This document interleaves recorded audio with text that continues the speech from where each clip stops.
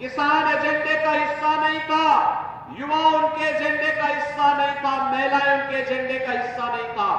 ये केवल vote bank की राजनीति करते थे, जाति विभाजन की राजनीति करते थे, समाज को आपस में बांटने का पाप करते थे। और यही जो कार्य इन लोगों ने उस समय किया था, आज उनका घोषणा पत्र फिर वही कह रहा है। बहनों और भाइयों, याद करिए, उनके समय में गरीब भूखमरी का शिकार होता था और आतंकवादियों को वे लोग बिरयानी खिलाते थे। आप सोचो उनकी मंशा।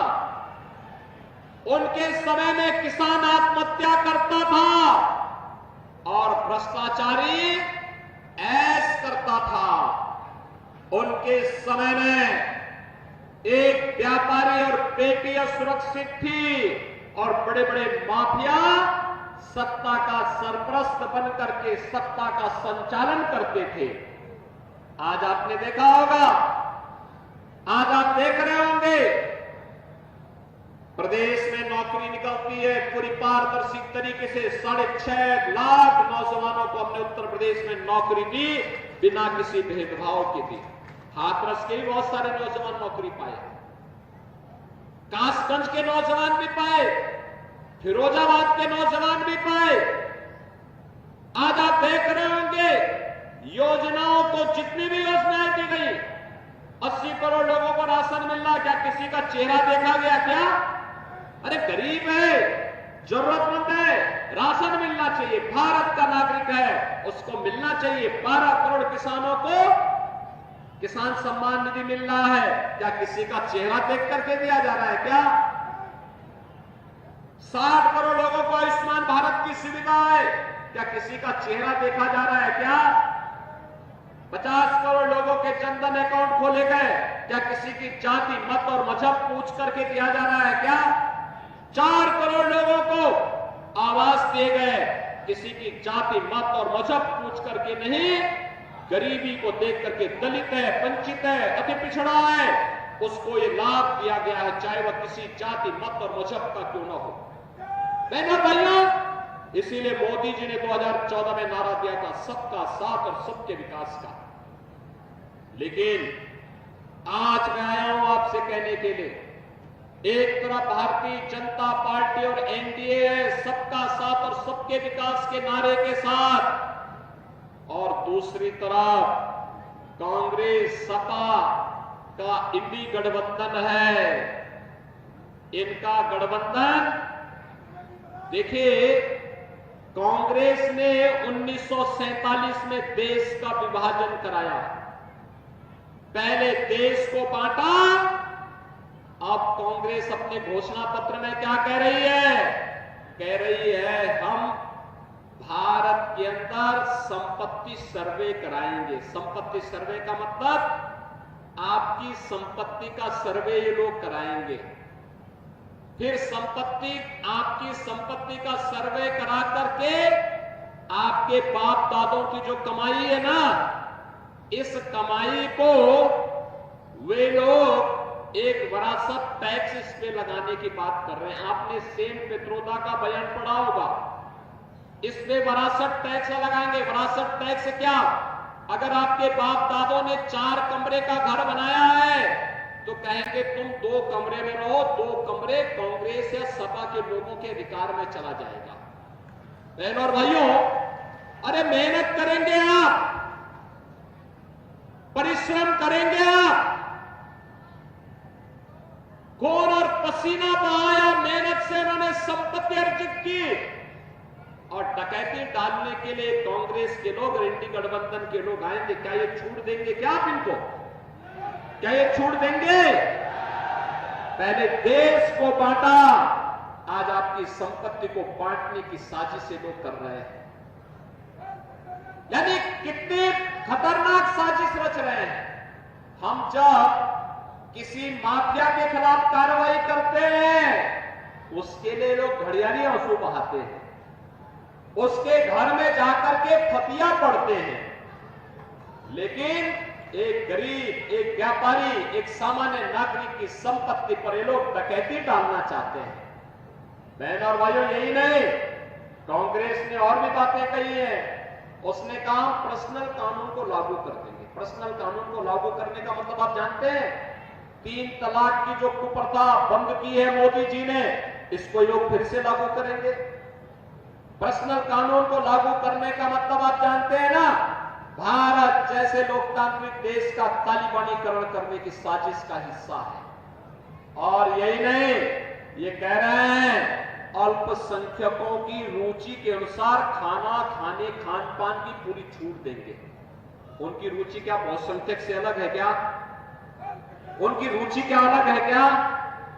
अलग रुचि का मतलब क्या? जो आप नहीं खाते हैं वे खाना चाहते हैं, उसके लिए स्वतंत्रता देंगे, यानी उनको गौकसी की छूट देंगे। क्या आप गौकसी की छूट दिलवाएंगे कांग्रेस सपा बसपा के लोगों को? हिंदू के लिए इससे बड़ा पाप हो ही नहीं सकता। और कांग्रेस आपकी आस्था के साथ खिलवाड़ कर रही है, देश को दंगों के आग में झोंकना चाहती है, अपने स्वार्थ के लिए भारत के विभाजन की आधार रखना चाहती है। हिंदुस्तान इसको कतई स्वीकार नहीं करेगा। क्या स्वीकार करेगा? जो एक पाप करने पर उतार हो चुके, देश के पुण्य क्षति करने पर, क्या राम और कृष्ण की धरती पर क्या गौकसी होगी? क्या बहनों और भाइयों, हमें कांग्रेस सपा बसपा के इस हिडन एजेंडे को पहचानना होगा, इसके पीछे की मंशा को जानना होगा और समय रहते इनको जवाब देने के लिए तैयार होना होगा। ये लोग देश की संप्रभुता के साथ, देश की अखंडता के साथ खिलवाड़ कर रहे हैं। आपकी आस्था के साथ इन्होंने पहले ही खिलवाड़ किया था। आपने देखा होगा जब कांग्रेस की सरकार थी, उस समय भी इन्होंने प्रयास किया था अनुसूचित जाति, जनजाति, पिछड़ी जाति के लोगों पर, हकों पर डकैती डालने के लिए पहले इन्होंने जस्टिस रंगनाथ मिश्रा कमेटी गठित की। उस कमेटी ने क्या संस्तुति की थी? उसने कहा था कि पिछड़ी जाति के लोगों के हकों में से 6% आरक्षण काट करके ये मुसलमानों को दे दिया जाए। वो तो भारतीय जनता पार्टी ने आंदोलन किया था। उन्होंने कहा था ये बाबा साहब भीमराव अंबेडकर का अपमान होगा। बाबा साहब भीमराव अंबेडकर के नेतृत्व में जब देश का संविधान का प्रारूप तैयार हो रहा था, उस समय बाबा साहब भीमराव अंबेडकर ने एक बात कही थी और उस समय के संविधान के निर्माताओं ने एक बात कही थी कि धर्म के आधार पर आरक्षण कभी नहीं हो सकता। लेकिन कांग्रेस ने जस्टिस रंगनाथ मिश्रा कमेटी इसलिए गठित की थी जिससे वह पिछड़ी जाति के और अनुसूचित जाति और जनजाति के अधिकारों पर डकैती बैकडोर से कर सके, क्योंकि भारत का संविधान धार्मिक आधार पर आरक्षण नहीं देने की वकालत करता, कहता कि धार्मिक आधार पर नहीं आरक्षण हो सकता, क्योंकि इसी आधार पर तो देश का विभाजन हुआ था। लेकिन अब बैकडोर से इन्होंने डकैती डालने का काम किया। पहले रंगनाथ मिश्रा कमेटी और फिर सच्चर कमेटी भी ये कांग्रेस ने ही यूपीए गवर्नमेंट के दौरान गठित की थी। और आज उसी तर्ज पर ये लोग फिर से काम कर रहा है। उनका मैनिफेस्टो इस बात का उदाहरण है और हम सब आपको अवगत कराने के लिए आए हैं। घर घर जाकर के लोगों को बताइए, ये देश के खिलाफ एक साजिश करना चाहते हैं। ये चुनाव देश निर्माण के लिए एक तरफ मोदी जी के नेतृत्व में आत्मनिर्भर और विकसित भारत की संकल्पना को साकार करने के लिए भारतीय जनता पार्टी आपके बीच में है। भारतीय जनता पार्टी के सहयोगी दल, इसमें राष्ट्रीय लोक दल भी है, सोहेल देव राजभर पार्टी भी है, निषाद राज पार्टी भी है, अपना दल भी है। ये सभी दल भारतीय जनता पार्टी के साथ मिलकर के इस चुनाव में जनता जनार्दन का आशीर्वाद प्राप्त करना चाहते हैं। और दूसरी तरफ बहनों और भाइयों, दूसरी तरफ कांग्रेस, सपा और उसके सहयोगी दल है जो देश के खिलाफ साजिश रच रहे हैं। मैं एक बात और आपको बता दूं, यहां के अहिरिया समाज को आरक्षण से वंचित करने का पाप भी कांग्रेस ने ही किया था। याद करिए, पहले वो अनुसूचित जाति में आती थी, कांग्रेस ने उन्हें अनुसूचित जाति से अन्यायपूर्ण तरीके से हटाने का काम भी किया था। हमारी सरकार ने इनका प्रस्ताव भेजा है कि इनको उचित सम्मान मिलना चाहिए। बहनों और भाइयों, मैं आज आपसे कहने के लिए इसीलिए आया हूं, जो लोग देश का नुकसान पहुंचाना चाहते हैं, अनुसूचित जाति, जनजाति और पिछड़ी जाति के हकों में डकैती डालना चाहते हैं, जो लोग आपकी आस्था के साथ खिलवाड़ करना चाहते हैं, इन लोगों ने उस समय भी ये कहा था, राम और कृष्ण हुए ही नहीं, राम के अस्तित्व पर प्रश्न खड़ा किया था। भगवान राम और भगवान कृष्ण के अस्तित्व पर खड़ा किया था। अरे कृष्ण नहीं हुए तो बलदाऊ जी कैसी बात हम कर रहे हैं? बलदाऊ जी की भूमि है ये, और हम बलदाऊ जी के प्रति श्रद्धा का भाव रखते हैं। कृष्ण कन्हैया की धरती पर, राम की धरती पर, क्योंकि ये राम और कृष्ण के अस्तित्व पर प्रश्न खड़ा करते हैं, और इसीलिए कह रहे हैं कि अल्पसंख्यकों की पसंद का खान पान हम करने की छूट देंगे। क्या गौकशी करने की छूट दे देंगे क्या आप इनको? कसाईयों को गौ माता की हत्या करने की छूट देंगे क्या?